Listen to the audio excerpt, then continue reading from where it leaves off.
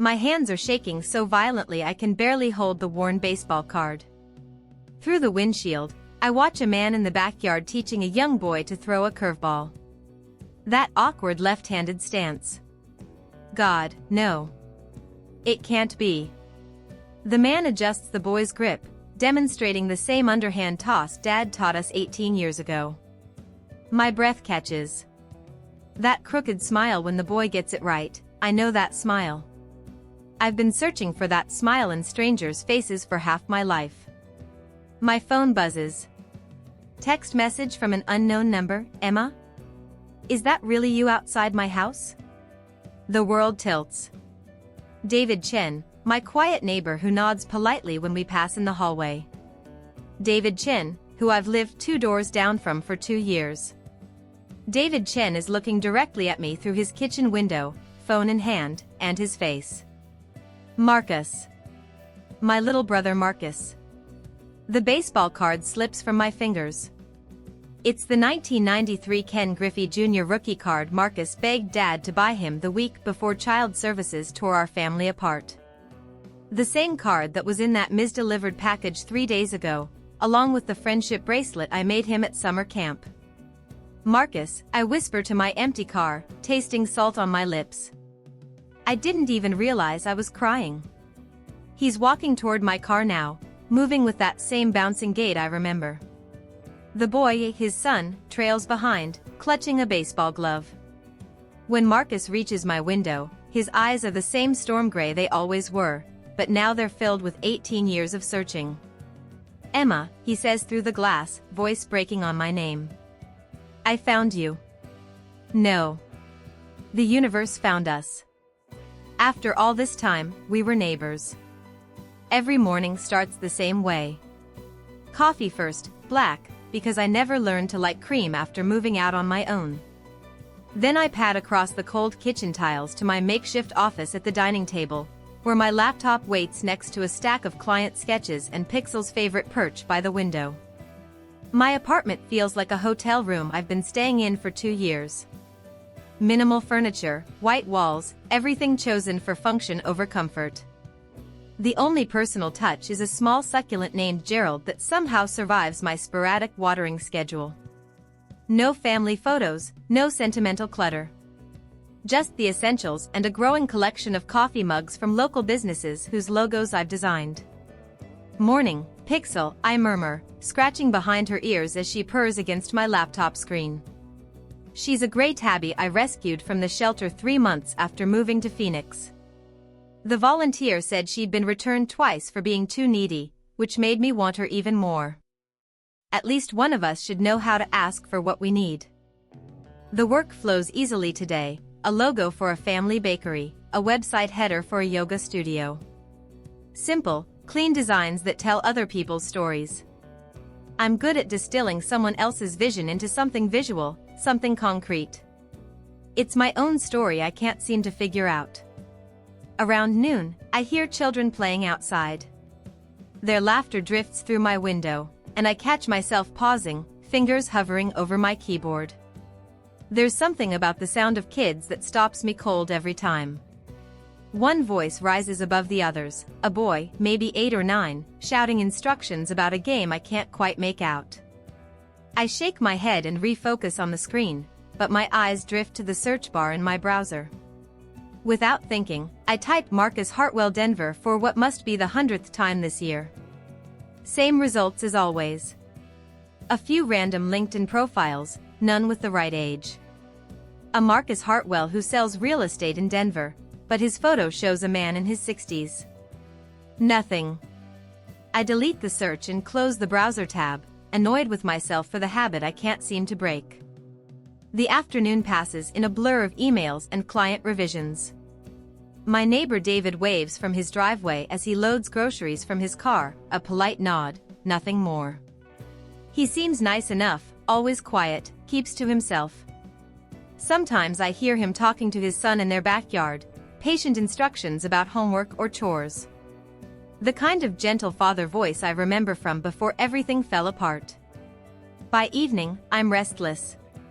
I heat up leftover Thai food and eat standing at the kitchen counter, scrolling through social media feeds full of other people's family gatherings and celebrations.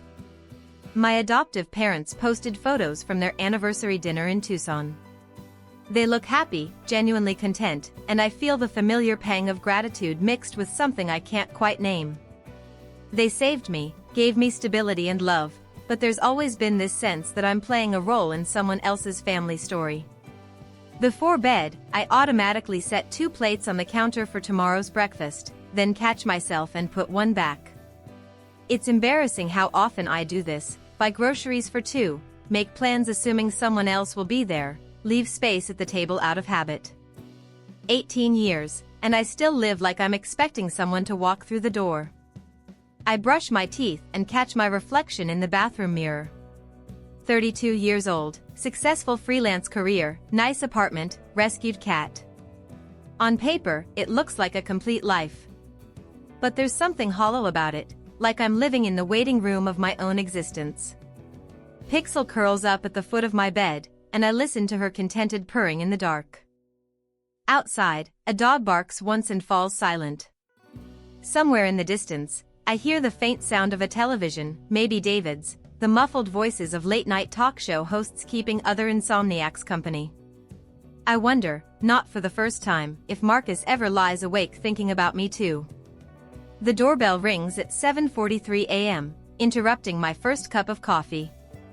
Through the peephole, I see the UPS driver already walking back to his truck, brown package tucked against my doormat like an afterthought. Phoenix rain patters against the overhang, unusual for October, the kind of steady drizzle that makes everything feel gray and urgent. I open the door and immediately notice the problem. The label reads D. Chen, 847, Maple Avenue in bold black letters. I live at 847, Maple Street. Close, but wrong. The package is heavier than I expect when I lift it, about the size of a shoebox but denser. Something rattles inside when I shift it, not fragile glass, but solid objects knocking together. The return address makes my stomach drop: Denver Children's Services, Personal Effects Division. Official government mail never means good news. David Chen from Maple Avenue. My quiet neighbor who drives the silver Honda and occasionally nods hello when we cross paths at the mailboxes. I've lived here 2 years and couldn't tell you his favorite color or what he does for work. We exist in that polite neighbor bubble, friendly enough to accept packages, distant enough to avoid real conversation. But Denver Children's Services. That return address hits differently. I stand in my doorway, rain misting my bare feet, holding someone else's package and feeling like I'm holding someone else's secrets. The cardboard is starting to soften from the moisture. David's not the type to check his doorstep multiple times a day. I've noticed packages sit on his step for days sometimes. Just take it over there, I mutter to myself, but something stops me. Maybe it's the official seal, or the way the package feels substantial, important. Maybe it's because Personal Effects Division sounds like the kind of mail that changes everything. I bring it inside and set it on my kitchen counter next to my coffee mug. Pixel investigates, sniffing the corners with obvious disapproval before stalking away, tail twitching. The rational thing would be to walk 30 yards to David's house and knock on his door. But it's early, and the lights are off, and something about that return address makes me hesitant to wake him. Personal Effects from Children's Services in Denver. That sounds like the kind of delivery that requires mental preparation. I touch the label again, running my finger over D. Chen and wondering what memories are rattling around inside this box. Wondering why a package from Denver Children's Services would follow someone all the way to Phoenix. The rain picks up outside, drumming harder against my windows. I make a decision that feels both responsible and completely selfish. I'll wait until the weather clears, make sure David's home, then deliver it properly. But that rattling sound keeps echoing in my mind, familiar somehow, like something I should recognize but can't quite place. 3 days pass, and David still hasn't collected the package. I've watched his driveway through my kitchen window, timing his comings and goings like some kind of suburban stalker. He leaves for work at 8:15, returns around 6:30, plays catch with his son in the backyard until dinner. Normal life, normal routine, while this mysterious box sits on my counter growing more waterlogged by the hour. The cardboard corners are starting to buckle. The rain stopped yesterday, but the damage is done. The package looks like it might disintegrate if I move it wrong. When I lift it to check underneath, a small piece of the bottom tears away, revealing a glimpse of plastic wrapping inside. This is ridiculous, I tell Pixel, who's taken to sitting near the package like she's guarding it. It's going to fall apart completely. I knock on David's door Tuesday evening, Wednesday morning, Wednesday night. No answer. His car's in the driveway, lights are on inside, but either he's not home or he's avoiding visitors. By Thursday morning, I'm convinced something might be perishable inside, something that needs immediate attention. That's what I tell myself, anyway, as I carefully peel back the deteriorating tape. The smell hits me first, old leather and something faintly sweet, like the inside of a memory box. My hands shake as I fold back layers of plastic wrap and tissue paper, revealing contents that make my world tilt sideways. A child's baseball glove. Worn brown leather, softened by years of use, with Marcus written in fading black marker along the wrist strap. The exact same block letters I remember Dad helping him write when Marcus got his first real glove for his 7th birthday. My breath stops. Underneath the glove, a photo of 2 children at a playground. A girl with pigtails pushing a younger boy on a swing, both laughing at something beyond the camera's frame. The girl is wearing a yellow t-shirt with a rainbow on it, the shirt I wore constantly the summer I turned 13. The boy has grass stains on his knees and that crooked smile I could pick out of 1,000 photos. Me and Marcus. Our last good day before everything changed. My hands are trembling so hard I can barely hold the friendship bracelet that's tangled around the photo's corner. Blue and yellow threads woven in the pattern I learned at summer camp, the same colors as Marcus's favorite baseball team. I made dozens of these bracelets that last summer, gave them to friends, teachers, anyone who would take one. But this one, this specific bracelet with the tiny imperfection in the weaving where I dropped a stitch, I gave this one to Marcus the morning child services came to separate us.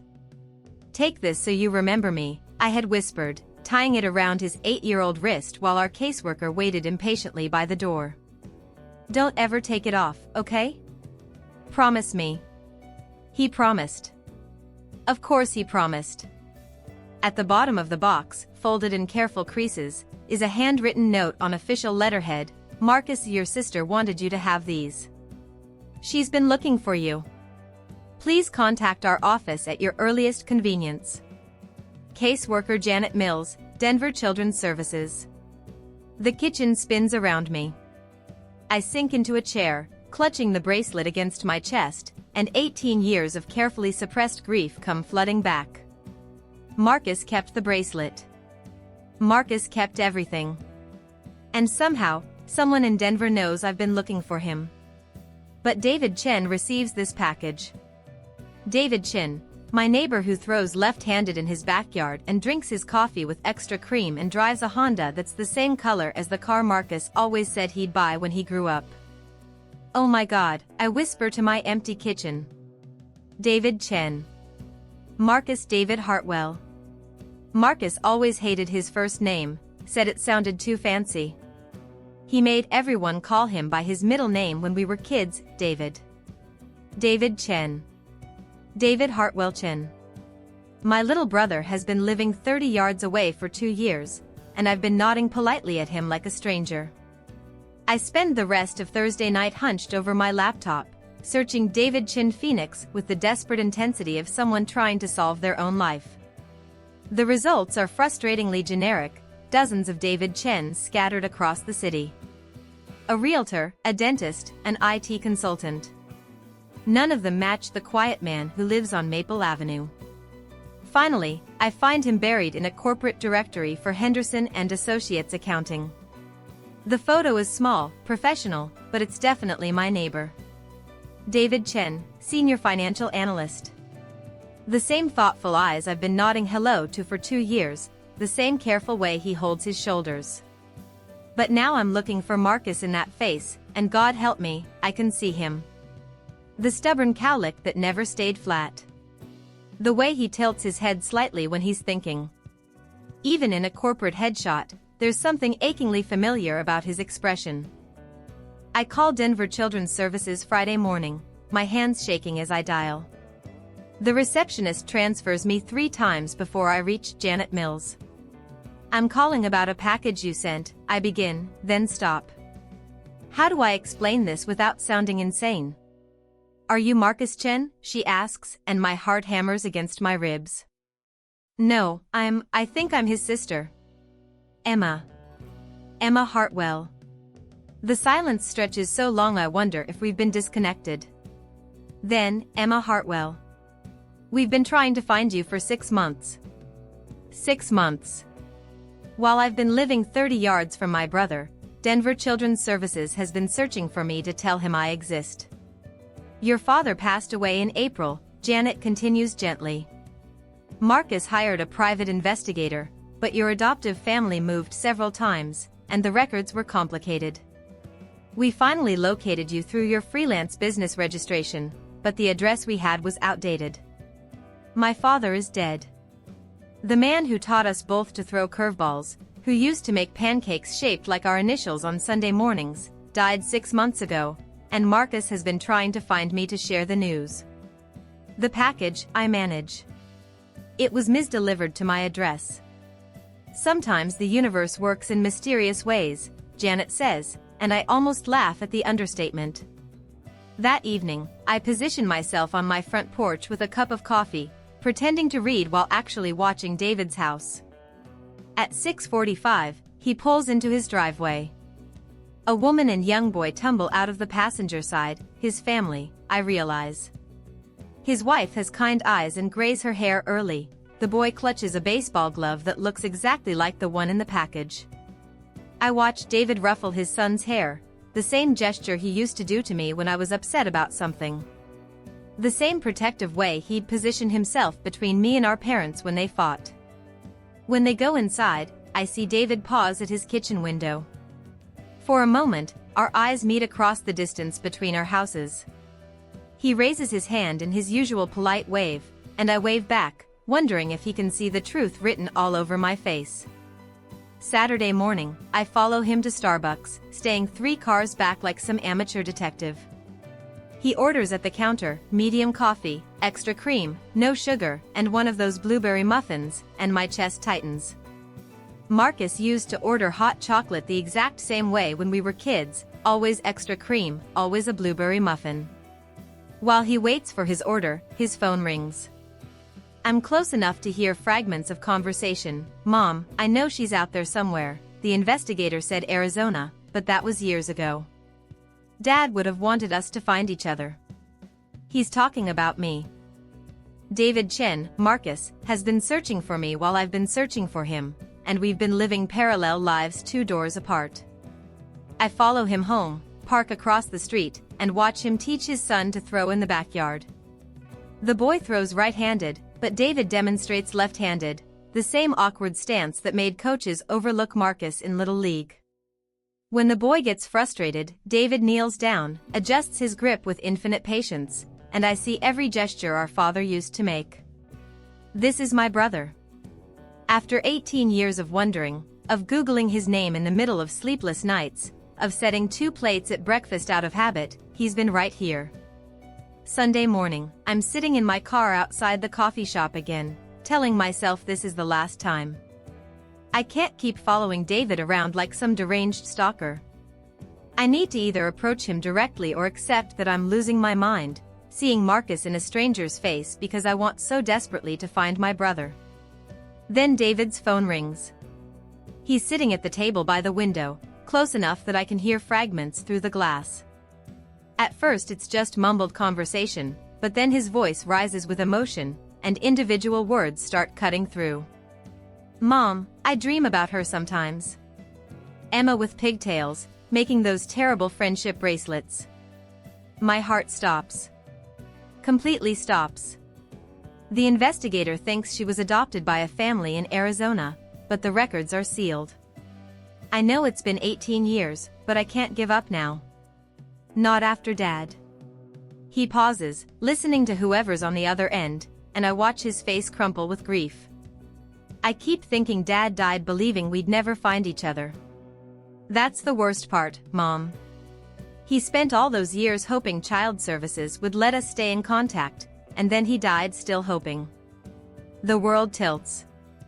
Every sound in the parking lot, car doors slamming, engines starting, children laughing, fades to white noise. David Chen is talking about Emma. About pigtails and friendship bracelets and an adoptive family in Arizona. David Chen is talking about me. I hired another investigator last month, he continues, voice breaking. Used some of the money Dad left me. I know it's probably hopeless, but I have to try. She was everything to me when we were kids. She protected me from everything, Mom and Dad's fights, the scary parts of the foster system, even my own nightmares. I owe her that much. I'm crying in my car, hands pressed to my mouth to muffle the sobs. This quiet man I've been nodding hello to for 2 years has been carrying the same hole in his heart that I have. The same desperate need to find what was lost. He stands up, paces to the window, and stares out at the parking lot. For a terrifying moment, I think he sees me, but his eyes are unfocused, lost in memory. I still have everything she gave me, he says into the phone. That bracelet she made me the last day, I keep it in my wallet. The baseball cards she traded for mine when I was sad about the divorce. Even that stupid photo from the playground where she's pushing me on the swing. I know she probably doesn't even remember me, but I remember everything. The words escape before I can stop them, spoken to my empty car but somehow feeling like a promise. I remember the weight of his small hand in mine when we crossed streets. I remember reading him bedtime stories when our parents were too busy fighting to tuck him in. I remember the way he used to climb into my bed during thunderstorms, how we'd make up stories about brave knights and magical kingdoms until the scary sounds outside became background noise. I remember loving him with the fierce protectiveness of a big sister who knew the world could be cruel to little boys with crooked smiles and gentle hearts. David finishes his call and sits back down, pulling out his wallet. Even from across the parking lot, I can see him touch something small and blue, a frayed friendship bracelet that should have fallen apart years ago but somehow survived 18 years of separation. The same bracelet I wove with shaking 13-year-old fingers, the one I tied around his wrist and made him promise never to remove. He kept his promise. Marcus kept his promise. My quiet neighbor David Chen is Marcus David Hartwell, the little brother I've been searching for in strangers' faces for half my life. He's been living 30 yards away, drinking his coffee with extra cream and playing catch with his son and looking for me in adoption records and private investigator reports. We've been neighbors for 2 years. 2 years of polite waves and borrowed mail and parallel lives, never knowing we were both searching for each other. Never knowing we'd already found what we were looking for. I don't sleep Sunday night. I pace my apartment until Pixel gives up trying to follow me and retreats to her favorite hiding spot under the couch. Every time I close my eyes, I see Marcus as a scared 8-year-old being led away by our caseworker, clutching that friendship bracelet and promising he'd never forget me. But what if he has forgotten? What if the Marcus I remember, the boy who used to beg me to check under his bed for monsters, who collected baseball cards and made me pancakes when I was sad, what if that boy doesn't exist anymore? What if David Chin has built a life that has no room for the messy complications of his past? I sit at my kitchen table with a blank piece of paper, trying to write a note that doesn't sound completely insane. How do you approach someone and say, "Hey, I think you're my long-lost brother," based on the way you throw a baseball and order coffee? Draft 1, David, I received your package by mistake. I think we need to talk. Emma. Too vague. He'll think I'm a crazy neighbor. Draft 2, Marcus, it's me. Emma. I've been living next door for 2 years. Too direct. What if I'm wrong? What if David Chin just happens to throw left-handed and like blueberry muffins? Draft 3, I think this package belongs to you. If you're the Marcus who had a sister named Emma who made terrible friendship bracelets at summer camp, I live at 847 Maple Street. I stare at the words, heart-hammering. This is it, the moment that either changes everything or ruins the fragile peace I've built in Phoenix. What if he doesn't want to be found? What if seeing me brings back memories he's spent 18 years trying to forget? What if he takes one look at me and realizes I'm not the sister he's been searching for, but some broken adult version who never learned how to be a real family to anyone? I crumple the note, start again. My hands are shaking so hard I can barely hold the pen. What if he's happy? I whisper to my empty kitchen. What if he has this perfect life with his wife and son, and I'm just a complication he doesn't need? But then I remember the phone call at the coffee shop. The way his voice broke when he talked about our father dying, about feeling like he'd failed somehow by not finding me sooner. Marcus's David has been carrying the same grief I have. The same sense of incompleteness. Maybe he needs to find me as much as I need to find him. I write the note one more time, hands steadier now. I think this package belongs to you. If you're the Marcus who had a sister named Emma who made terrible friendship bracelets, I live at 847 Maple Street. E. Short. Simple. Enough information for him to recognize me if he wants to, vague enough to give him an out if he doesn't. At 5:47 a.m., before I lose my nerve, I slip outside in my pajamas and bare feet. The morning air is cool against my skin, and somewhere in the distance a dog barks once and falls silent. David's house is dark except for a porch light, and I can see newspapers scattered on driveways up and down the street. Normal Monday morning in a normal neighborhood, except I'm about to slide a note under my neighbor's door that might reunite me with the family I lost 18 years ago. Or destroy the carefully constructed life I've built since then. I kneel on his doormat, note trembling in my fingers. The package sits beside it, battered now, but still holding its precious contents. The baseball glove, the photo, the friendship bracelet. All the pieces of our childhood that somehow survived when everything else fell apart. I slide the note under his door and place my hand flat against the wood for just a moment, imagining Marcus sleeping somewhere inside, maybe dreaming about little girls with pigtails who once promised never to let anyone hurt him. Please remember me, I whisper, then walk back to my house to wait for the world to change. At 6:43 p.m., my doorbell rings. I've been watching from my kitchen window all day, jumping at every sound, car doors, garbage trucks, children playing. When David's silver Honda pulled into his driveway an hour ago, I saw him find the note immediately. He stood on his doormat reading it 3 times, then sat down hard on his front steps, head in his hands. Now he's at my door, and I can see him through the peephole holding that frayed friendship bracelet like a lifeline. I open the door, and we just stare at each other for the longest moment of my life. He's taller than I expected, broader through the shoulders, but his eyes are exactly the same storm gray they were when he was 8. And he's crying, quiet tears that track down his cheeks as he takes in my face. Emma? His voice cracks on my name, uncertain and hopeful and completely broken. Emma, is it really you?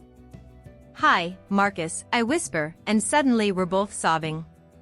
He steps forward, hesitates, then pulls me into a hug that feels like coming home after 18 years of being lost. He smells different, cologne instead of playground dirt, but underneath it all, he still smells like my little brother. Safe. Familiar. Mine. I can't believe it, he keeps saying into my hair. I can't believe you're here. You're real. You're, God, Emma, I've been looking for you for so long. You've been right next door, I laugh through my tears. We've been waving at each other like polite strangers for 2 years. He pulls back to look at me, hands on my shoulders like he's afraid I'll disappear. You knew? How long have you known? Since Thursday. The package, it was supposed to go to 847 Maple Avenue, but it came here instead. When I saw what was inside, I gesture helplessly. That baseball glove with your name on it. The photo of us at the playground. the bracelet I made you. He holds up the bracelet, fingers tracing the faded blue and yellow threads. I never took it off. Well, I mean, I had to for surgeries and stuff, but I always put it right back on. It's been in my wallet for the last 10 years because it was too fragile to wear, but I carried it everywhere. You kept your promise. Of course I kept my promise. His voice is fierce, protective, exactly like the little boy who used to defend me to playground bullies. You were my sister. You were everything to me. He corrects quickly. Are everything to me. Emma, I hired private investigators. I called adoption agencies in 12 states. I even tried to contact our old social worker, but she retired years ago. How did you end up in Phoenix? College scholarship to ASU. I never left after graduation. What about you? Sarah, my wife, got a job offer here 2 years ago. We thought it would be a fresh start after. He pauses, and I see the grief flicker across his face. Dad died in April, Heart attack. I'm sorry, I know Janet from Children's Services was supposed to tell you. The pain hits fresh, even though I already knew. I'm so sorry I wasn't there. He never stopped looking for you either. Even hired someone a few years ago, but your adoptive parents moved around so much. Marcus shakes his head. He would have loved knowing we found each other. Even if it was just dumb luck with a misdelivered package. Not dumb luck, I say firmly. Dad sent that package to the wrong address on purpose. Marcus laughs, the same crooked smile I remember. You always believed in magic. Not magic. Family. Sometimes the same thing. We stand there grinning at each other like idiots, and I realize this is the moment I've been unconsciously preparing for my entire adult life. Not just finding Marcus, but this, the recognition, the instant reconnection, the way he still looks at me like I hung the moon. Come inside, I say. Meet Pixel. She's going to love having an uncle.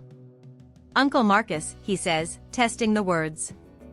I like the sound of that. And Emma? You have to meet Jamie. My son. He's 8, the same age I was when we. He trails off. When we got separated, I finish gently.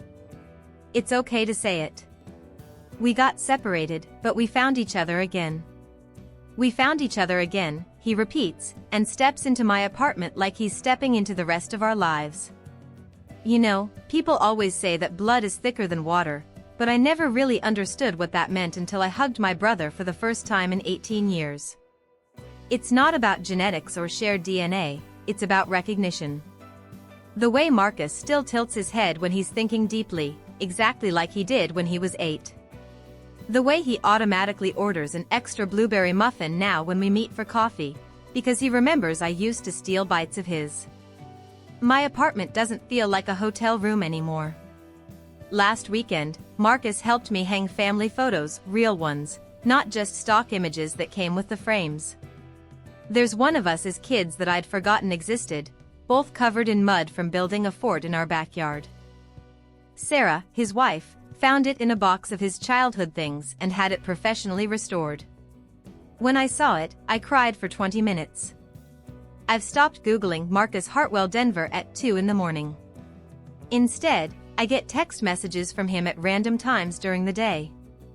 Photos of his coffee order with the caption, "Still extra cream, still terrible for me."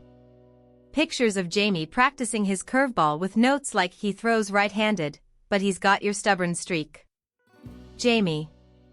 God, I have a nephew. An actual nephew who calls me Aunt Emma and asks if I can teach him to make friendship bracelets like the one Dad keeps in his wallet. He's 8 years old and obsessed with baseball and has this gap-toothed grin that makes my chest ache with how much he looks like Marcus at that age. But it's the small things that really changed everything. I buy groceries for family dinners now instead of sad single-serving meals.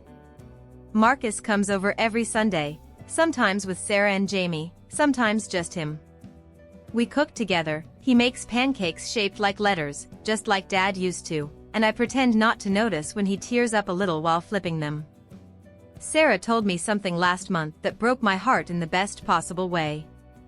She said Marcus used to have nightmares about losing people, about waking up and finding everyone gone. He hasn't had one since we reunited. It's like he can finally rest, she said, knowing his sister is 30 yards away instead of lost somewhere in the world. I understand that feeling. For 18 years, I lived with this constant background anxiety, like I was always listening for something I couldn't name. Now I know what it was. I was listening for Marcus's voice, for the sound of someone who knew me before I learned to be careful with my heart. The strangest part is how natural it all feels. Within a week of our reunion, we fell into rhythms that felt like muscle memory. He still asks me to check his reasoning when he's working through problems, just like when we were kids and he'd bring me his math homework. I still automatically save him the last bite of anything sweet, even though he's 32 years old and perfectly capable of getting his own dessert. People ask me if I believe in fate now, if finding Marcus changed my faith in destiny or miracles or whatever. Here's what I know: that package was supposed to be misdelivered. Dad died 6 months before we found each other, but somehow his love reached across the distance and brought us home. Marcus says Dad would have laughed at the cosmic joke of it all, his 2 kids spending 18 years searching for each other while living close enough to borrow sugar. But I think Dad would have been proud of us for never giving up, for keeping that space in our hearts open even when it hurt. Some mornings now, I wake up and forget for just a moment that I found him. Then I remember, and the relief hits me fresh every time. My brother is alive and happy and safe, teaching his son to throw curveballs in the backyard while I watch from my kitchen window. Not as a stranger anymore, but as family. As his sister. Finally, permanently, his sister again. 6 months later, I'm sitting in my car again, hands trembling as I hold that same worn baseball card.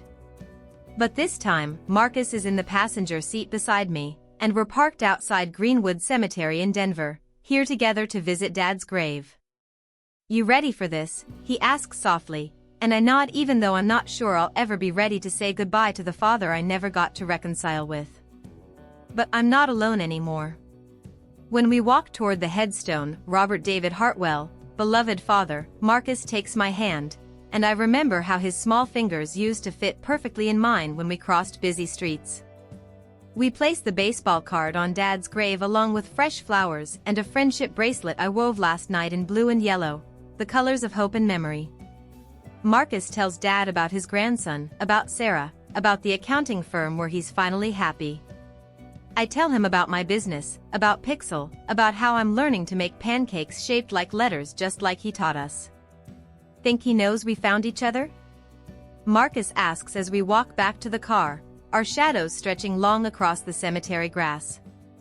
I look back at the grave where a Ken Griffey Jr. rookie card sits next to yellow roses, and I think about misdelivered packages and 18 years of searching and 2 siblings who somehow chose the same city to start over in.